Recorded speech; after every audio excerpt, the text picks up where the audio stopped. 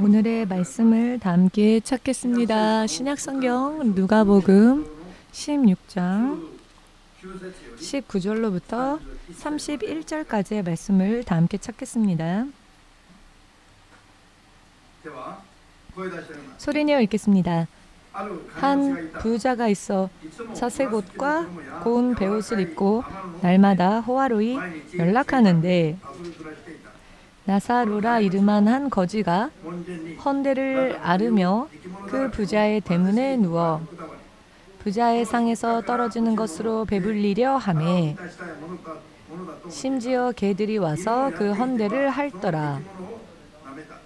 이에 그 거지가 죽어 천사들에게 받들려 아브라함의 품에 들어가고 부자도 죽어 장사되매 저가 음부에서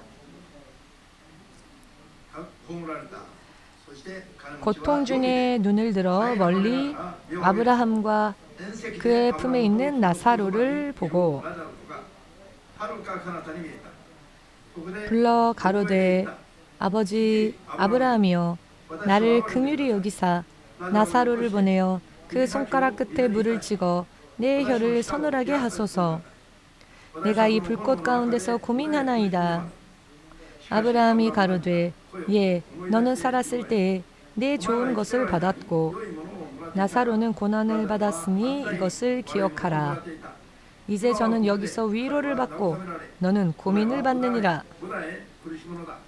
이뿐 아니라 너희와 우리 사이에 큰 구렁이 끼어 있어 여기서 너희에게 건너가고자 하되 할 수 없고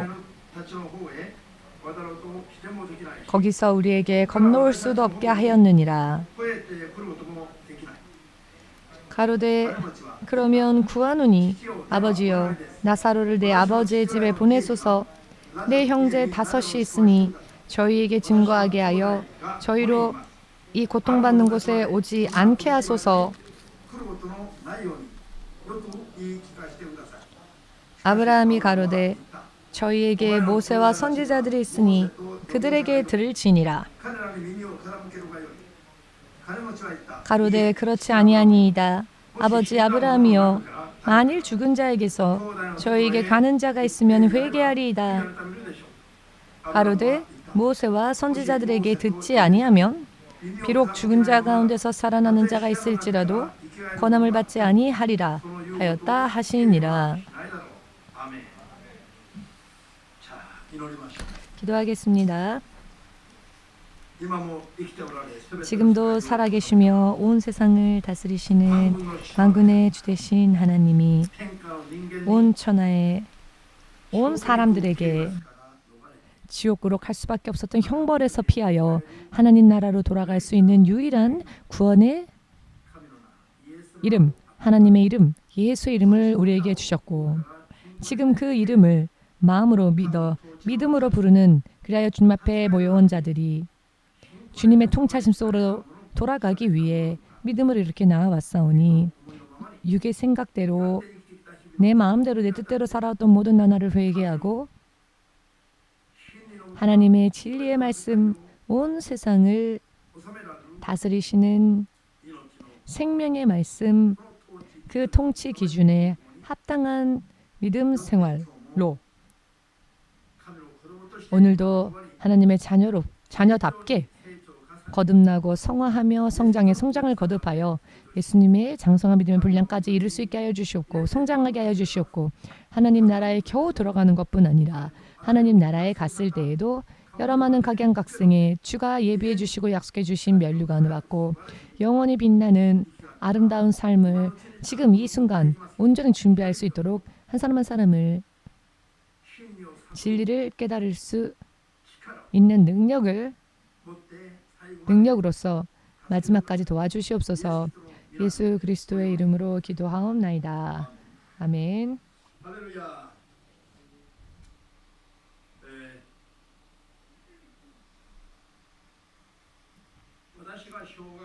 제가 초등학생 때까지만 해도 저는 시골 출신이기 때문에 부모님이 저희 시골에서는 그래도 논밭을 많이 가지신 편이셨고요. 부모님께서. 그래서 부모님만으로는 그 농업을 할 수가 없었기에 언제나 마을의 사람들을 고용했었습니다. 그러면 열 서너 명, 언제나 열 서너 명 가량의 사람들을 고용하여서 농업을 했었는데요. 제가 아직 어렸을 때였기 때문에 바쁠 때, 그 전날이나 바쁜 그 아침날에 제가 부모님의 심부름을 받습니다. 누구누구 마을로 누구누구에 가서 이런 일을 하여라라고. 그러면 저는 그때 총알처럼 날아가서 아버지의 말을 전했습니다. 아버지가 하시는 말씀이니까 그 말씀을 제가 아버지 말대로 하는 게 저의 기쁨이었습니다. 어떤 때에는 그 내리막길을 너무 열심히 뛰다가 그대로 걸려 넘어져서 이 몸, 팔, 이 다리 이런 부분이 다 피가 날 정도로 넘어진 적이 있었는데요. 그럼에도 불구하고 얼른 일어나서 다시 또 달렸습니다. 아프다 하지도 않고. 그리고는 이야기를 하면 그날 당장 아침에 심부름을 시켜도 제가 거의 싫어요라고 한 적이 없습니다. 알았습니다 하고는 마치 기다렸다는 듯이 총알처럼 달려가서 심부름을 하니까 그 사람들도 부르면 싫다 안 하고 당일날 가서 와달라고 말을 하여도 당장 와줬습니다. 그 이유가 딱 하나 있었는데요. 저희 부모님은 저희 일을 도와주기 위해서 오시는 분들에게 5끼를 먹였습니다. 아침에 오면 먼저 아침 먹기 전에 한번 식사를 대접하고요. 간식과 같은 것을 준비하고요. 아침 먹고 간식 준비하고 점심 먹고 간식 먹고 저녁 먹고 그 다음에 일을 마치고 돌아갈 때에는 일을 하러 와준 분들의 가족 숫자대로 바리바리 싸서 들려줍니다. 그렇기 때문에 와달라고 바로 그날 부탁해도 싫다 하지 않았습니다. 그리고 또 그분들이 돈이 부족하거나 하여 저희 부모님께 손을 벌리면 이제 없이 빌려주었고 언제까지 갚아라라는 것도 없이 갚을 수 있을 때 갚아라라고 하니까 도와달라고 부탁하면 당일날 이야기해도 거의 대부분의 분들이 즉시 와주셨습니다. 그래서 아버지 혼자서는 할 수 없는 일들을 많이 할 수 있었고요. 일손들이 있으니까. 그래서 언제나 넉넉히 남아서 쌀이나 농산물들을 팔아서 현금을 많이 가지고 있었고 그렇게 집에 현금이 많이 있었던 집은 우리 집밖에 거의 없을 정도였습니다. 그런데 반대를 얘기하자면 온 마을 사람들이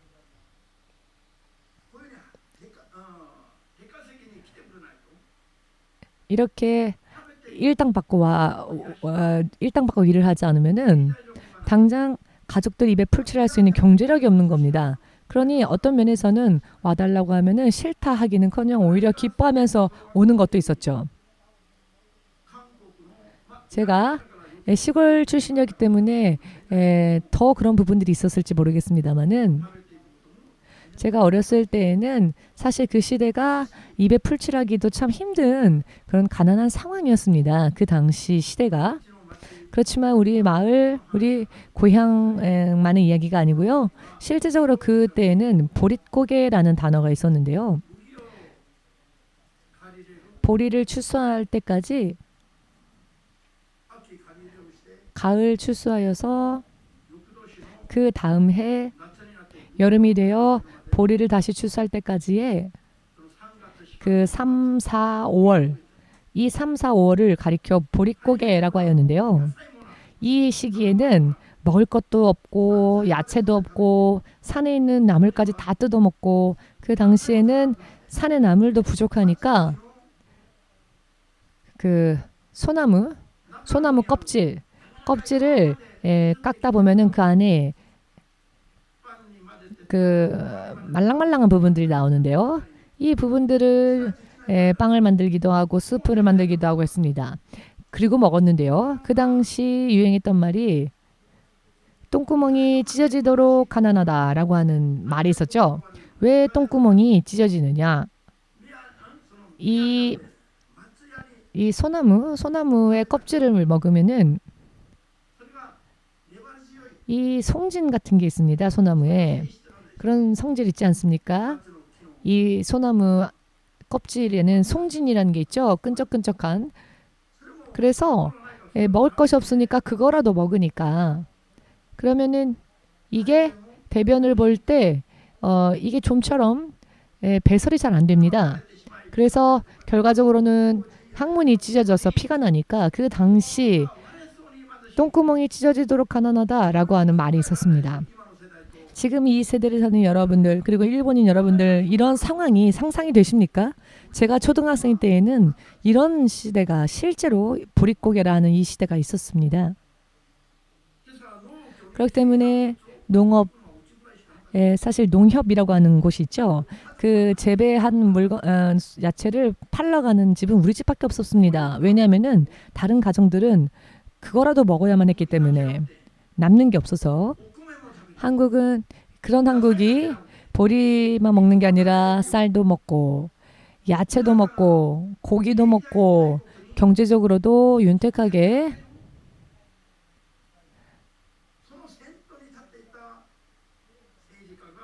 세우는데 역시 앞장서서 일했던 정치가라고 한다면 박정희 대통령을 말할 수 있습니다. 정치적으로 누군가가 뭐라고 말할 수 있지요. 개인적으로 제가 좋아하는 것도 아니지만은 그러나 역사적으로 볼 때 박정희 대통령으로 인하여서 우리나라 정치 경제가 많이 발전한 것은 사실입니다. 14년가량 독재 정치를 했기 때문에 비판받을 부분들도 많지요. 그러나 대한민국의 국민들이 빈곤한 생활을 면하지를 못하니까 먼저 국민들이 먹을 수 있게 하자. 이렇게 움직였는데 이것이야말로 지도자의 자격이라고 할 수 있죠. 본능적으로 다 알 수 있는 사실 아닙니까? 비판하면서도 또 박정희 대통령의 업적 중에서는 부정할 수 없는 부분들도 있습니다. 자, 이 박정희 대통령이 중학교 때까지는 열심히 교회를 다녔고 성가대도 썼으며 봉사도 했답니다. 크리스찬으로서 교회 생활을 했다고 합니다. 그런데 그 당시 한국에 일본 정부가 운영했던 사관학교라고 하는 것이 있었는데요.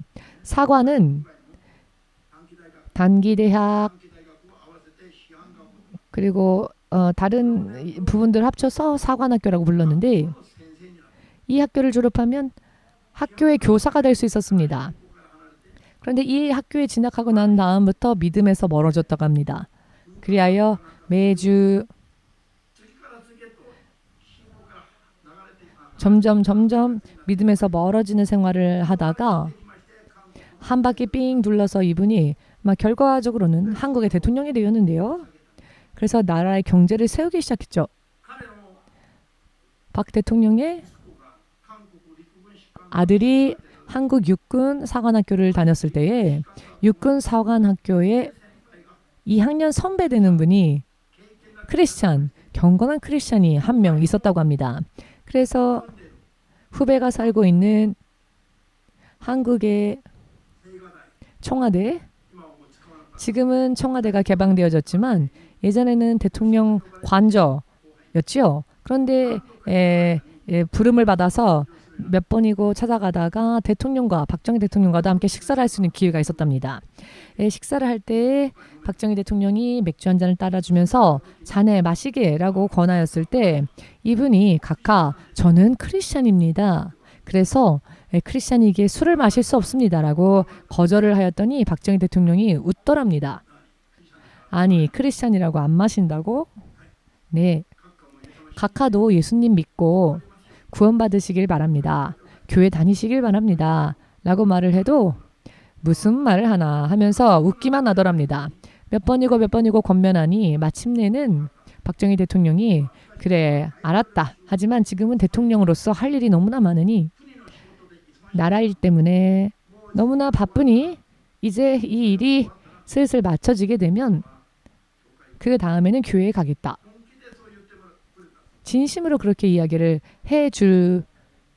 해주기까지 되었답니다. 그런데 그 말을 한 3개월 뒤 그 말을 한 3개월 뒤에 박정희 대통령은 측근의 총탄으로 인해 쓰러지게 되었고 허무하게 어이없이 세상을 허무하게 떠나버리고 말았습니다.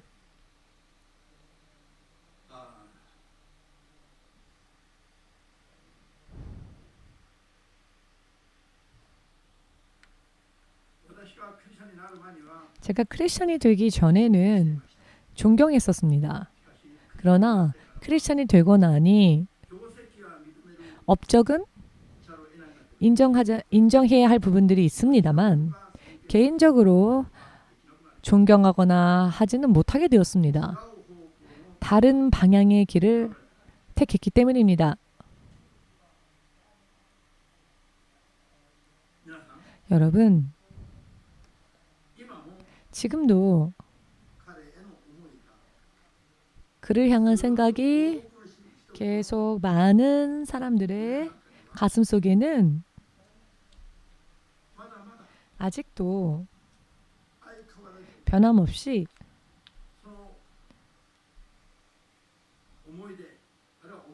박 대통령을 향한 어떤 그런 사모하는 마음들이 한국 국민들, 대한민국 국민들 중에 그런 생각을 많이 품고 있는 사람들이 아직도 여전히 있습니다. 그렇기 때문에 박정희 대통령의 딸 박근혜 후보가 대통령에 출마했을 때 그 아버지를 좋아했던 분들이 모두 박근혜 쪽으로 표를 던졌죠. 제가 이 이야기를 하는 이유는 어떠한 일이 있건 한국의 역대 대통령 가운데에서 사실 어떤 대통령에게도 지지 않을 정도로 한국의 대통령들 사이에서는 어떤 면에서는 영웅적인, 또 어떤 면에서는 성공적인, 또 어떤 면에서는 국민들을 위한 경제를 세우는 업적을 남긴 인물입니다. 그렇지만 막상 자기의 영원한 생명에 대한 준비는 되지 못한 채 세상을 너무나 허무하게 떠나고 말았다는 것입니다. 마가복음 8장 36절 말씀을 보시면은 주 예수가 이렇게 말씀을 하십니다.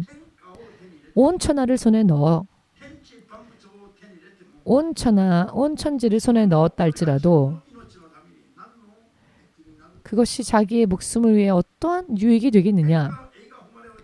천하의 모든 부귀영화를 손에 넣었다 할지라도 그 부귀영화가 자신의 영원한 생명과 구원을 위하여서 어떠한 유익이 되겠느냐. 어제 이 나라에서 또 일본의 정치가 속에서 역대 가장 최장기간 총리를 역임했던, 말하지 않아도 여러분들 아시죠? 정치가로서는 성공자라 할 수 있지 않습니까? 여러분 어떠십니까? 그렇지 않습니까? 저하고는 아무런 관계가 없는 이야기이기도 하지만 여러분들은 어떻게 생각하십니까? 일본에서 총리 대신을 2번이나 역임했다고 하는 것은 실패자입니까? 그런 면에서는 어떤 면에서는 성공자라 할 수 있지 않겠습니까? 2번이나 총리 대신을 지냈으니까요. 그렇지만 67세인가요? 그가 만일 자기에게 앞으로 어떤 일이 닥칠지 1분 전에라도 알았더라면 그 자리를 피했을 겁니다. 그 어느 누구도 본인조차도 예기치 못했던 어느 한 순간 2발의 총성으로 인해 한 사람의 생명이, 일본에서도 유명한 한 정치가가 세상을 떠나지 않으면 안 되게 된 것입니다. 전도서 7장 1절에서 4절 사이의 말씀을 보시면은 하나님의 말씀이 이렇게 소개되어져 있는데요. 죽는 날이 나는 날보다 낫다라고 하는, 태어난 날보다 죽는 날이 낫다라고 하는 말씀이 있습니다. 아이가 태어나면 크게 기뻐하지요. 사람이 죽는다고 하는 것은 기본적으로는 슬픈 일이라는 것이 이 세상에서는 세상적인 감각이지요. 그런데 사람이 떠나는 날이 어찌하여 성경에서는 아이가 태어나는 날보다 사람이 세상을 떠난 날이 더 낫다라고 하시는 걸까요? 하나님의 지혜로운 자는 쾌락의 날, 아이가 태어나는 집보다 장례를 하는 날, 장례를 하는 집으로 마음이 향한다라는 말씀도 있죠. 이 말씀들이 의미하는 것은 무엇일까요? 사람이 한 번 태어나서 그것으로 인해 사람의 인생이 다 결정되는 것이 아니라 다시 거듭나느냐 그렇지 못하느냐에 따라 죽음의 모습이 두 갈래로 갈라지기 때문에 태어나면 기쁨이지요. 그러나 죽어갈 때 어떠한 죽음의 모습을 맞이하느냐는 더 중요하다는 말씀인 것이죠. 죽으면 만일 끝이라면은 그저 슬픈 일로서 모두에게 기억되겠죠? 사람의 죽음이. 그렇지만 죽으면 끝이 아니라 죽으면 그 후에는 두 갈래로 갈라질 뿐이지 한 길은 하나님의 나라를 향해 하나님의 자녀가 되는 길. 이 세상에서는 영원히 상상할 수조차 없는 놀라운 나라. 그 나라의 왕의 자녀로서 영접되어지며 상상을 초월하는 세상 안에 있는 어떤 말과 어떤 나라의 언어로도 단어로도 표현조차 할 수 없는 형용할 수 없는 멋진 나라가 기다리고 있으며 그 나라에 가지 못한다면은 유황불이 끓어오르는 지옥의 형벌 속에서 쓰레기처럼 던지어짐을 받아 영원히 물 한 방울의 은혜조차 허락되어지지 않는 곳 구하여도 없기 때문에 얻을 수 없는 물 한 방울조차 존재하지 않는 곳으로 던져지게 되는 나라가 있다는 것입니다. 불 속에서 고민하며 슬퍼할 날이 있다는 것을 누가복음 16장의 24절에 나와 있는 이 말씀이 세상에 한 번 태어난 사람들에게 있어서 대단히 중대한 이야기 아닙니까? 여러분 예를 들어서 무언가 어떤 일이 생겼을 때 이 나라의 헌법으로 정죄당하여 범법자가 되어서 너는 무기징역이다. 이 무기징역형을 언도받고 죽을 때까지 종신형이다. 일본의 형무소에 들어갈 수밖에 없게 되었다면은 그 당사자의 기분과 감정은 어떻게 반응할까요? 경험 있으신 분 손 들어 보십시오. 경험 없으십니까? 경험이 없으니까 무서운 걸 모르는 겁니다. 한 번 경험한 사람은 그 경험을 해본 사람은 다시 들어가겠냐라고 하면 이야 절대 들어가고 싶지 않다. 무슨 일이 있어도 다시는 안 들어간다라고 생각하겠지요. 지옥에 가도 좋아라고 하는 사람들이 얼마나 많이 있습니까? 그런 말을 하는 사람들이. 지옥에 대한 경험이 없으니 지옥이 어떤 곳인지를 알지 못하니까 아무렇지도 않게 그런 말을 합니다. 어쩔 수 없지 않나 하면서. 그런데 그런 사람이 있다면 지금 앞으로 나와 보십시오.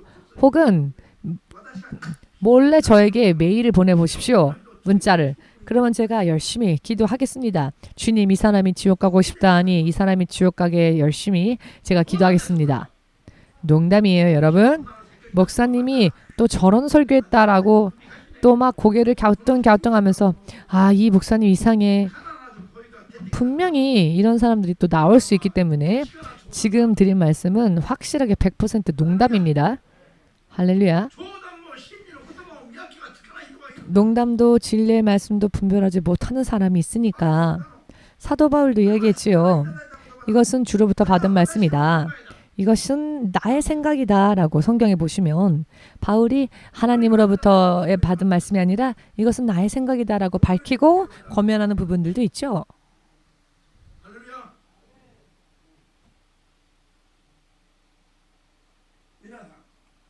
여러분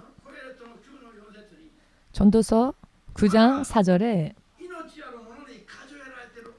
아직 생명이 있는 존재로 헤아림을 받는 자는 안십니다. 아직 소망이 있다. 살아있는 개는 죽은 사자보다 낫다. 여러분 이런 말들은 제가 생각해낸 말이 아닙니다. 성경이 세상 안에 있는 크리스찬들에게 말씀하시는 하나님의 성령께서 기록해 하신 하나님의 진리의 말씀입니다. 아멘 되십니까? 어찌하여 이와 같은 말씀들을 하나님께서는 전능하신 하나님, 세상을 지으신 하나님께서 영원히 온 세상을 다스리신 하나님께서 어찌 당신이 지으신 세상에 이와 같은 말씀들로서 계속 말씀하시는 것일까요? 의미가 크게 있습니다. 큰 의미가 있습니다. 사람은 한 번 죽으면 하나님께서도 그 한 번 죽은 자를 다시 예전으로 돌리시지 않습니다. 한 번 사람이 태어나면 태어났을 때에는 할아버지, 아버지, 어머니, 자식 혹은 손주 태어날 때는 또 순서가 있지 않습니까? 그러나 죽을 때에는 순서대로 죽지 않습니다. 순서가 바뀔 때도 많지요. 어제 전 총리 대신이 세상을 떠났을 때 텔레비전에 뉴스로서 이 소식을 접한 이 전 총리의 어머니가 94살이신데요. 매스컴을 통하여서 67의 세상을 떠난 아들의 이야기를 매스컴을 통해 처음으로 이 소식을 접했답니다. 그때 이 어머니가 정신착란을 일으킬 정도로 큰 충격을 받았다고 보도되었죠. 어떤지는 잘 모르겠는데 그런 보도가 있었죠. 어떻습니까?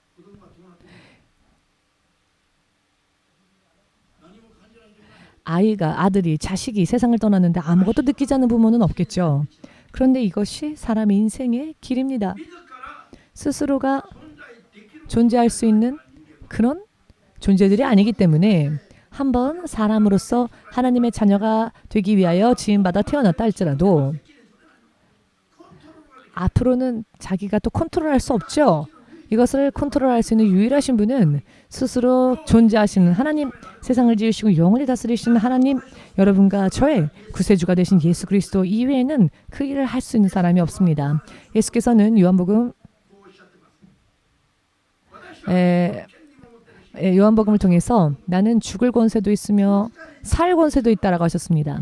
십자가에 못 박혀 죽으시는 일도 겉모습으로 볼 때에는 사탄의 승리처럼 보일 수 있으나 사탄에게 십자가에 못 박히고 죽임당하는 것처럼 보일 수 있다 할지라도 그러나 죽음으로 나아가는 권세도 실제로는 사탄에게 없으며 예수께 있다는 것입니다. 또한 다시 생명을 얻는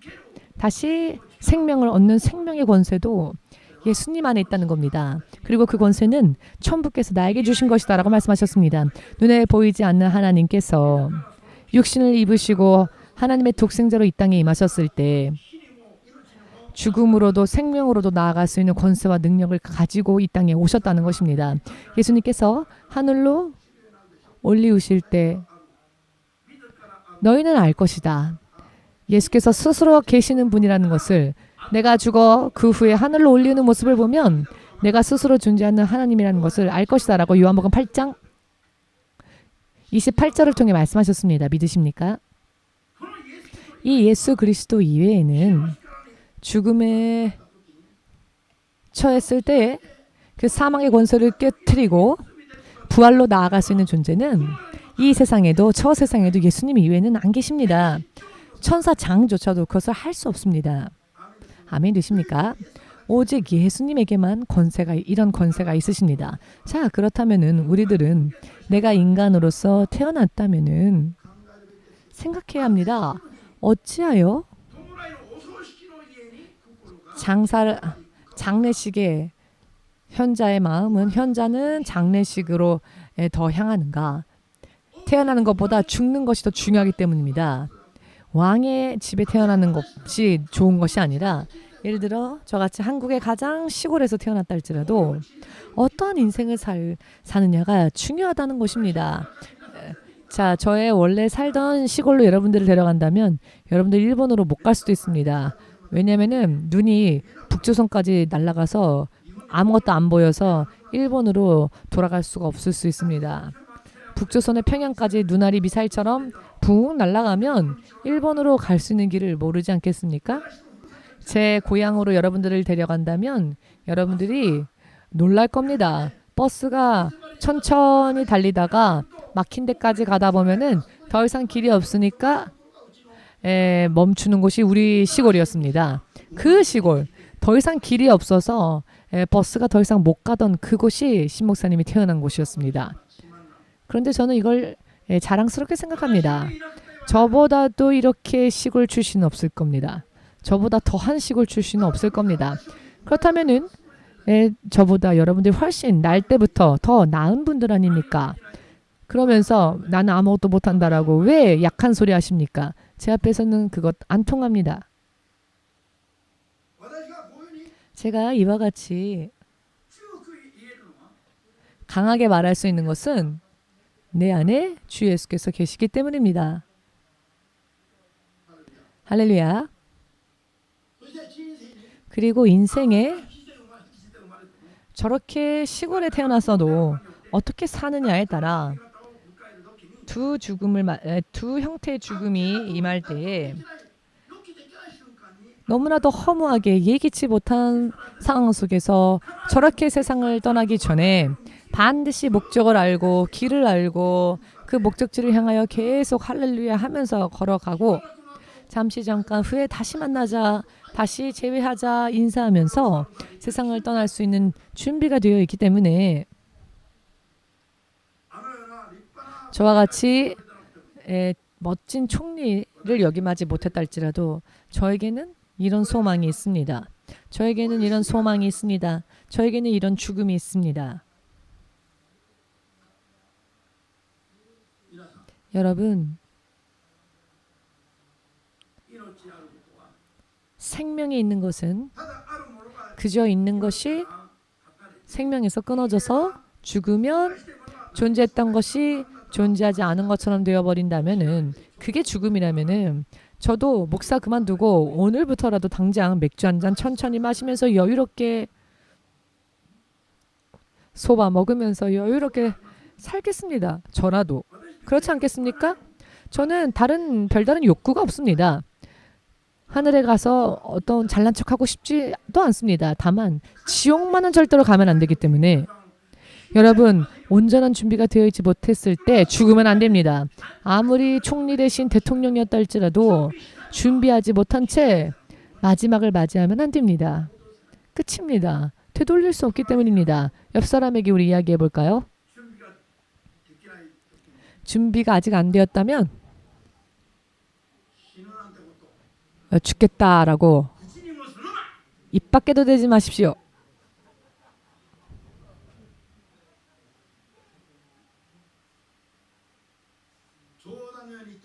농담처럼 말하고 있지만 우리가 매일매일 맞이하는 현실이기도 합니다.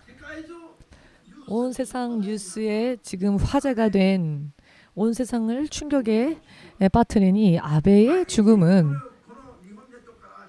매일매일 이 일본 열도에서 구원을 알지 못한 채 죽어가는 오늘 하루만 해도 너무나 많은 영혼들이 오늘의 본 말씀 나오는 부자같이 세상을 떠나는 사람들이 얼마나 많습니까? 사람들이 알지 못하는 것을 크게 보도하거나 하는데요. 영적으로 보면은 3,000개의 모래알 중에 하나와 같은 빛나지 않는 그런 존재에 지나지 않습니다. 이 나라에서 가장 하나님께 가깝고 이 나라에서 가장 구원받는 퍼센테이지가 높은 곳은 반짝반짝 빛나는 빌딩 속 관저 속이 아니라 우에노 공원, 긴자 공원 아니라고 23년 전에 주께서 저에게 주신 말씀이 있습니다. 그 말씀을 한마디 들었을 때 저는 그 주의 음성을 23년 동안 노숙자 선교를 하면서 이 말씀을 들은 후에부터는 한 번도 노숙자 선교를 피곤하다고 생각하지 않았습니다. 주의 눈에 보이는 사람의 인생, 주의 눈에 보이는 사람의 인생과 사람의 눈에 보이는 사람의 인생, 두 인생이 있습니다. 그런데 주께서는 말씀하셨습니다. 사람들은 겉모습으로 판단하나 외모를 보고 판단하거니와 하나님은 그 폐부를 살피시느니라. 그 깊은 마음 속에 어떠한 기분과 감정과 생각이 있고 어떠한 생각과 기분과 감정으로 어떠한 행위를 하는가 이 양쪽 모든 것을 다 보신다는 것입니다. 그리고 믿음으로 하나님의 기준으로 어떤 얘기는 선으로 상을 주시고 어떤 이들에게는 선의 결과인 생명으로 상 주시고 어떤 이들에게는 악의 결과로서 사망을 주신다는 겁니다. 예레미야의 10장 10절의 말씀을 믿으시면 아멘으로 주님께 영광 돌리시기 바랍니다.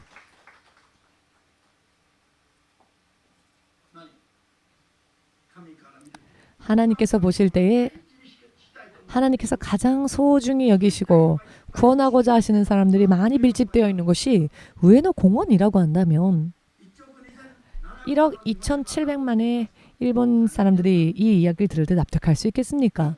무슨 말을 하느냐. 많은 것을 가진 자, 선자가 이런 이야기를 들으면은 인생의 막장을 달리는 것과 같은 사람들이 가장 하나님께 가깝다라고 하면 하나님이 가장 저들을 귀하게 여기신다라고 하는 이 말씀을 들으면 저들이 납득할 수 있겠습니까? 이와 같은 이야기가 납득이 되지 않는 사람들은 하나님의 음성조차 분별할 수 없는 눈이 있으나 보지 못하고 귀가 있어도 듣지 못하는 레벨의 사람이라고. 누가복음 4장 성령께서 임하시면 이와 같은 사람들에게 먼저 복음이 전파되어지리라라고 예수께서 약속하셨죠. 왜냐하면은 왜 처음 복음이 저들에게 선포되어지느냐? 저들이 하나님께 가깝기 때문입니다. 하나님의 자녀의 모습에 가깝기 때문입니다. 여러분, 예를 들어 지금 어딘가에서 지진이 일어났다고 합시다. 여러분들의 형제, 자매, 부모를 찾기 위해서 먼저 가겠습니까? 혹은 자기 가족의 안부 묻기도 전에 다른 사람들을 위해서 움직이겠습니까? 말할 것도 없죠. 하나님께서도 마찬가지이십니다. 하나님께서는 열정이 있으신 분이시고 마음이 있으시고 기분, 감정이 있으시며 사랑하는 자를 먼저 살리십니다. 하나님께서도요. 사랑하는 자가 있고 미워하는 자도 있습니다. 하나님의 말씀을 지키고 계명을 지키는 자를 하나님은 사랑하시고 그리고 그 자에게 당신을 드러내신다고 요한복음 14장을 통해 친히 예수께서 말씀하셨습니다. 믿으십니까? 할렐루야.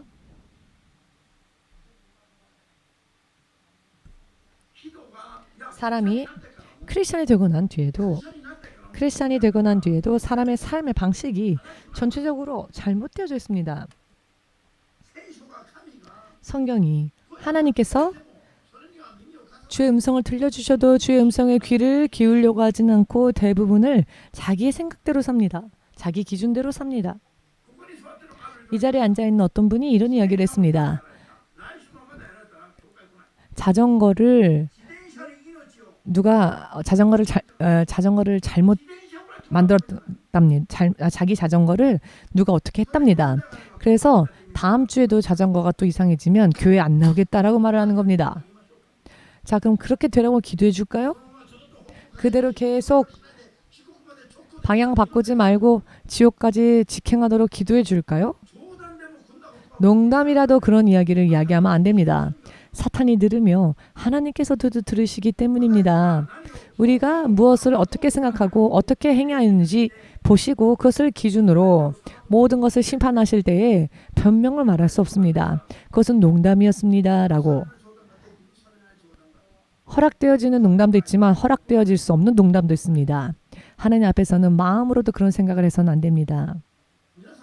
여러분, 이와 같은 이야기를 듣고 목숨을 지키고자 원하신다면 들으십시오. 듣는다고 하는 것은 귀로 느낀다라는 것이 아니죠.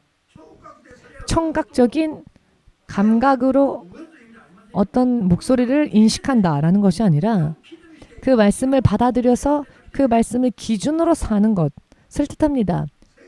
성경의 말씀은 전부 그와 같습니다. 듣고 기준으로 삼아 행해야 하는 것입니다. 아멘 되십니까?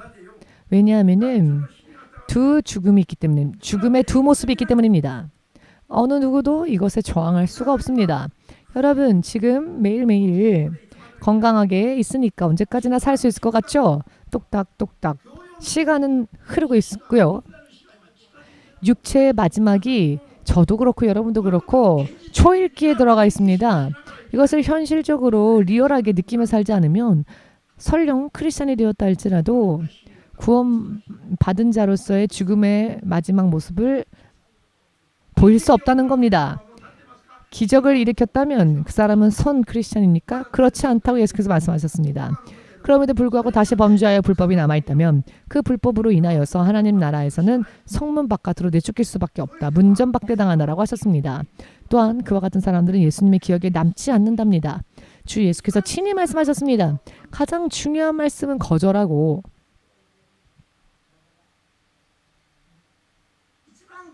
가장 핵심이 되는 핵심적인 말씀은 거절하고 거부하고 지키기 쉬운 말씀만 지키면서 이파리만 무성한 크리스천 생명의 열매는 어떻게 되었는지 알지도 못하면서 이파리만 무성한 채 나는 크리스천이다 라고 말하는 사람들. 요한계시록 2장 3장을 보시면 이와 같은 사람들을 자칭 크리스천이라 하셨습니다. 자칭 유대인, 자칭 크리스천들도 있다. 성령께서는 확실하게 세상의 교회들에게 말씀하셨습니다. 여러분, 성령의 음성을 청종한다는 것 대부분의 삶 속에서 대부분의 많은 분들이 제대로 이루어지지 못하고 있습니다. 여러분들 중에 많은 분들이 아직도 성령의 음성을 듣고 사는 모습들이 아직 되어 있지 못했습니다. 정말 죄송스러운 말씀이지만 이와 같은 상태로는 휴거될 수 없습니다. 당장 오늘 밤이라도 예수께서 오신다면 모두 남겨져서 환란 속에서 다시 깊게 생각하지 않으면 안 되는 겁니다. 그러나 환란은 상상할 수도 없는 대환란이기 때문에 그 환란의 때에는 너무나 고통스러워 죽기를 바라나 죽음을 피하는 시대라 하셨죠. 총을 맞았으면 죽어야 하는데 대환란에 들어가서 전 3년 반 동안에는 구원의 찬스는 아직 남아있다 할지라도 심장을 찔러도 죽지 않는답니다. 너무나 고통스러워 죽음을 바라나 죽음이 피하는 그런 환란이 세상에 일어난답니다. 죽음이 피해가는. 이것이 바로 세상에 주께서 주신 경고의 말씀인데 어찌하여 이와 같은 말씀들을 받으려 하지 않습니까? 왜 이런 말씀을 기준으로 삼아 살려고 하지 않습니까? 총리 대신을 죽을 때까지 40년을 보냈다 할지라도 어느 한순간 죽음의 때가 오면 다 두고 가야 되지 않습니까? 하나님 나라에 언제든지 갈 수 있는 준비를 완성하고 난 다음이 아니고서는 모두가 매일매일의 삶이 위험한 삶입니다. 여러분들에게 천국의 복음을 전하는 목사님은 제가 섰다라고 생각한 적이 거의 없습니다. 언제나 저를 부끄럽게 생각합니다.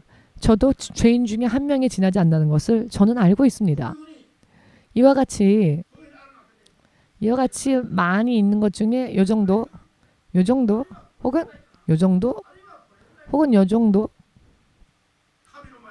하나님 앞에서 거짓말 없이 확실하게 말씀드릴 수 있습니다.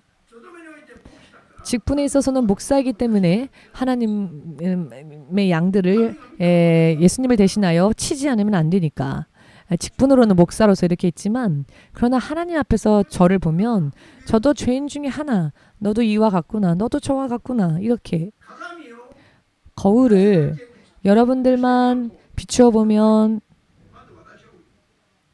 거울을 여러분들에게 비추기 전에 저는 먼저 제 얼굴을 비춰 봅니다. 어떤가? 아직 뭐가 묻어있지는 않은가. 매일 아침 수염을 밉니다. 제가 지금 이 말씀을 드리는 이유를 아시겠습니까?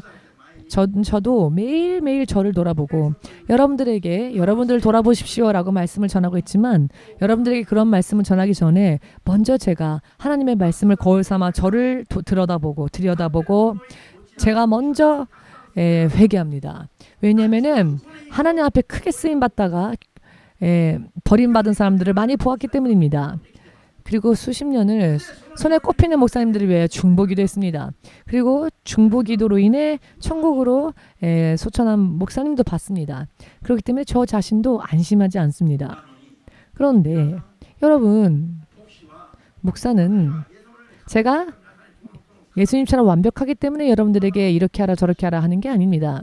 저는 다만 전달자일 뿐입니다. 전하는 사람일 뿐입니다. 저는 하나님이 아닙니다. 아무리 높아 보여도 저는 죄인 중에 하나일 뿐입니다. 죄인 중에 하나. 모세를 통하여서 인류 역사의 6,000년 동안 여러분 40년 동안 매일매일 저렇게 기적이 일어났던 시대가 어디 있습니까? 모세는 그런 이적을 베풀었죠. 그러나 그럼에도 불구하고 저렇게 놀라운 이적을 펼친 모세조차도 하나님 앞에서는 죄인 중에 하나였습니다. 이스라엘 백성이 모세를 숭배할 수 있기 때문에 모세가 죽은 뒤 모세의 시체를 주께서 숨겨버리셨죠.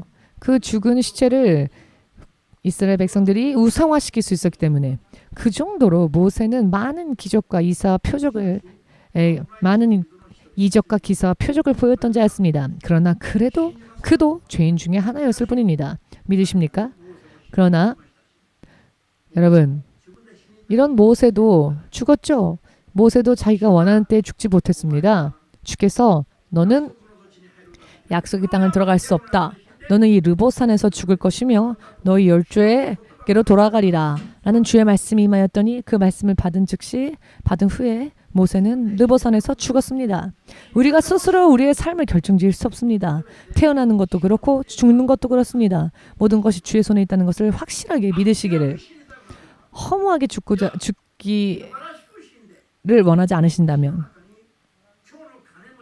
오늘의 이 부자와 같이 불 속에 던져지는 자가 되지 않길 원하신다면 지금 이때에 매일매일을 있는 힘껏 다 온 힘을 다짜내요. 믿음의 삶을 사십시오. 믿음을 완성시킬 수 있기 위해 노력하십시오. 왜냐하면 어제처럼 또 어떤 일로 인해 예기치 못하는 상황 속에서 쓰러지게 되면 다음 날이 세상에서의 다음 날이 오지 않기 때문에 그렇습니다. 믿으십니까?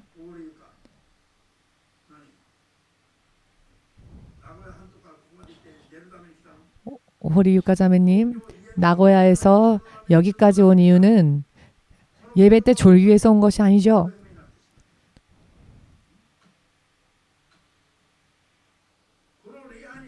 이 예배에 함께 여기에서 함께 예배드리기 위해 아버지의 집을 떠나 내가 태어난 곳을 떠나 믿음으로 이곳에 왔다면 눈이 튀어나갈 정도로 열심을 내서 예배드려야죠. 온 힘껏 예배를 드려야죠.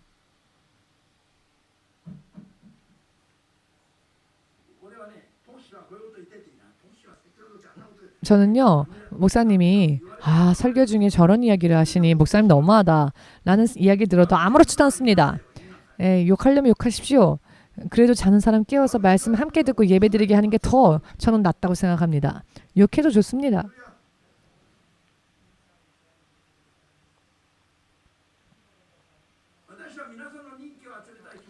저는 여러분들에게 인기를 얻고자 하는 마음은 없습니다. 다만 하나님의 기뻐하심을 입는 종이 되길 원합니다. 그것이 저의 소망입니다. 할렐루야.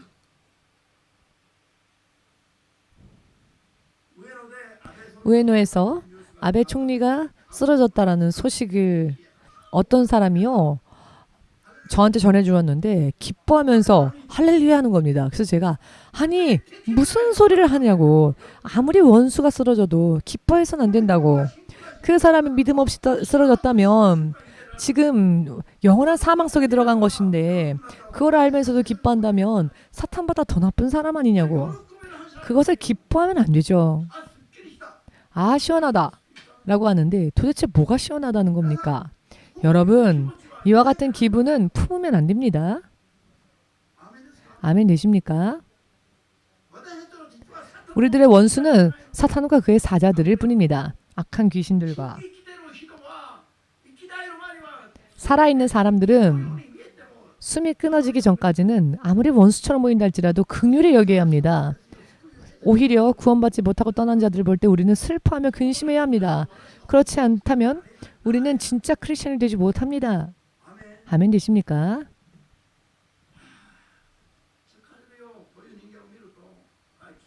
이런 말을 하는 사람들을 만나면 피곤합니다. 아무리 권면을 해도 안 들으니까요.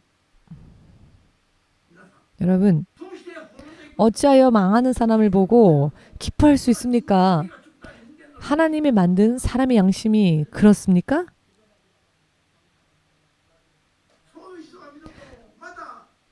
이와 같은 사람이 보면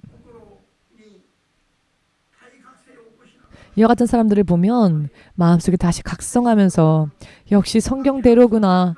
사람의 인생은 허무하게 사라지는 것이구나.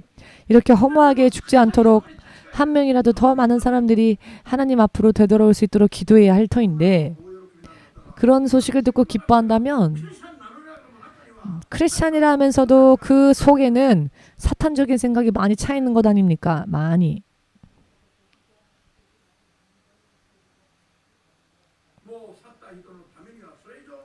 이미 세상을 떠난 사람들을 위해서는 더 이상 울 수 없겠지만은 아직 살아있는 사람들을 위해서는 그렇게 되지 않기 위해서 울면서 중보해야 합니다. 이미 떠난 사람은 더 이상 울면 안 됩니다. 이미 우리 손에서 해결할 수 없으니까요. 다만 이렇게 허무하게 세상을 떠난 사람이 없도록 한탄하며 탄식하며 중보해야 할 것입니다.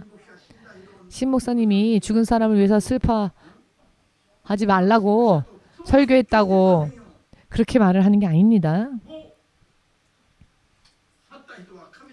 이미 떠난 사람은 하나님께서도 이미 떠난 사람을 구원하지 않으십니다.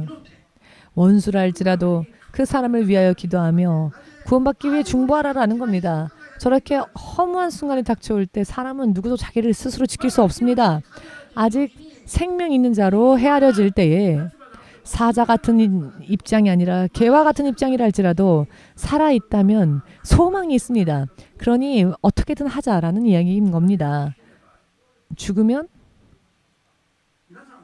여러분 사후에 천국과 지옥이 있다는 것을 항상 의식하지 않는다면 그 사람은 껍질뿐인 크리스찬입니다.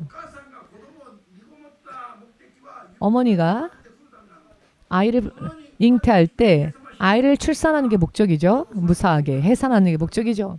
우리가 하나님의 자녀들을 전도했다면 천국에서 무사히 천국으로 무사히 거듭날 수 있도록 해야 합니다.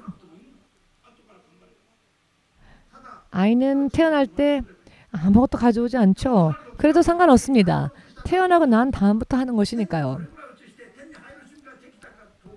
우리도 이 땅에서 살 때 천국에 어떠한 모습으로 많이 쌓아놓느냐 그게 중요합니다. 멋진 경력도 필요 없습니다. 저와 같이 가장 시골 깡 시골에서 태어나도 천국에 갈 수 있는 온전한 믿음과 천국에 계속 쌓아둔 영원한 상급을 소망하며 산다면 언제 주 예수가 공중으로 다시 오신다 할지라도 기다렸다는 듯이 들림받을 수 있는 그런 삶을 살아야 하지 않겠습니까? 나사로는 하늘에 부름받을 때까지 하나님의 낙원으로 옮겨질 때까지 부자의 식탁에서 떨어지는 빵 부스러기로라도 배를 불리고자 먹었습니다. 그렇게 구걸하던 온몸에는 부스럼투성이이며 이 거지 나사로 더군다나 이 나사로의 온몸에 부스럼을 핥기 위해서 그 옆에 있었던 개들도 있었죠. 이 나사로의 인생을 생각해 보십시오.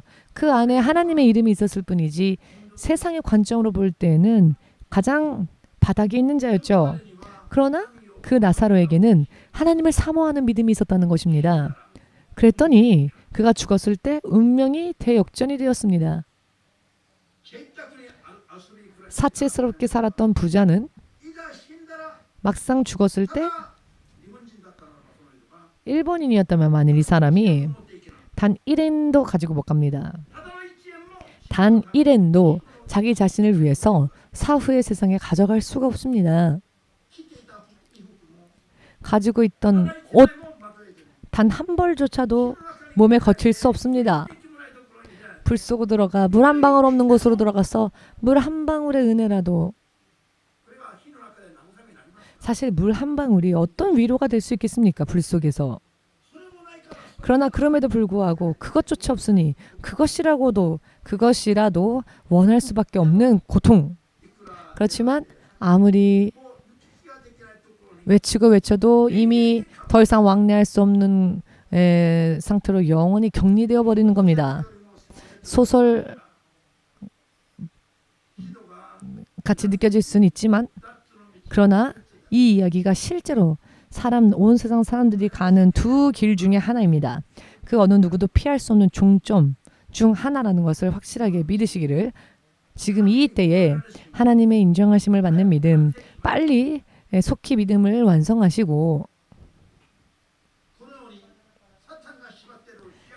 이렇게 세상을 사탄이 지배하고 다스리고 있기에 언제 어떤 일이 일어날지 알 수 없지만 그와 같은 상황 속에서도 보호하심을 입고 설령 육신을 떠나지 않으면 안 되는 일이 일어난다 할지라도 그대로 하나님 나라로 들어갈 수 있는 믿음, 항상 이 믿음을 지키면서 열심을 내시기를, 그렇게 하지 않으면은 모든 것이 헛되게 됩니다. 헛되게 됩니다. 헛되고 헛됩니다. 해 아래 모든 사람의 인생은 결국 모두가 다 헛됩니다. 하나님으로부터 가장 큰 은혜와 축복을 받은 솔로몬이 그의 말년에 남긴 전도서를 보시면 첫 장부터 첫 번째 1장, 첫 번째 장 2, 3절부터 나오지요. 해 아래 사람의 노고가 모든 수고가 허무하고 헛되고 헛되도다. 이 얼마나 헛된 일인가. 가장 사람으로 태어나서 이 땅에서의 기준으로 본다면 가장 큰 부귀 영화를 누리고 각종 명예와 부귀 영화에 쌓였던 자가 마지막 때에는 다 헛되다라고 말합니다. 모든 것을 다 경험하고 난 다음에 그런 말을 하지요. 아직 경험하지 못한 분들, 헛되다 라고 하는 사람들의 인생을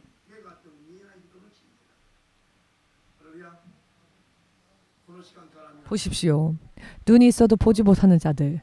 여러분, 이 시간부터 제가 20년, 30년 크리스찬들 가운데에서 많은 동료들, 먼저 세상을 떠난 분들 혹은 뒤에 쫓아오는 사람들을 많이 보아왔는데요.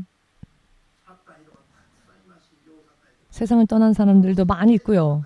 더더군다나 구원받지 못한 채 떠난 사람들도 많았습니다.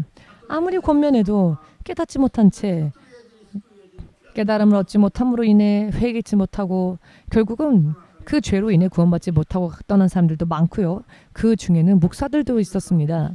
여러분, 스스로를 조심하십시오. 스스로를 경계하십시오. 성경 말씀이 여러분들에게 달콤하기를 바랍니다. 꿀보다도 더 달기를 원합니다. 성령의 음성을 청종하며 목숨과 생명을 지키는 신앙의 삶, 믿음 생활 계속적으로 해나갈 수 있으시기를 마지막으로 주 예수의 이름으로 축복합니다. 우리 예수님 이름 함께 부르고 기도하겠습니다.